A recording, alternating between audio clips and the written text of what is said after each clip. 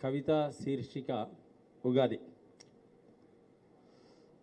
ఉగాదులు వస్తున్నాయి, పోతున్నాయి. ఉన్మాదములు వింటున్నాము, చూస్తున్నాము. మనసులు మారడం లేదు, మనుజులు మారడం లేదు. ఏమి తెచ్చాము, ఏమి తీసుకుపోతాం తెలిసి కూడా మనుజులు మారడం లేదు. సంస్కృతి సంప్రదాయాలకు తిరోధకాలిచ్చిన మనిషి, విలువలు పాటించక పలుచనైన మనిషి, క్రమశిక్షణం కనుమరుగై కంటి మీద కునుకు కరువైన వేళ ఉగాదులు వస్తున్నాయి, పోతున్నాయి.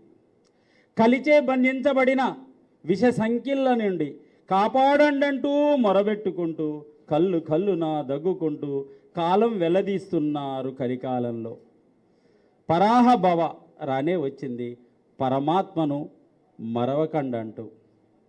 సంస్కృతి సాంప్రదాయాలకు పెద్దపీట వేస్తూ కట్టుబాట్ల నియమాలను గుర్తు చేస్తూ వేప పూతను అడుగు 1000 లాభాలు చెప్తుంది, మామిడి పిందెను అడుగు మరుగున పడిన విషయాలు, చింతపండును అడుగు చింతలు తీర్చే మార్గము, తీపి బెల్లమును అడుగు తీరొక్క ఉపాయంబు, కారము చెబుతుంది వికారము పోయే మార్గము, ఉప్పు అపకారికి ఉపకారం చేసే మార్గం చెబుతుంది.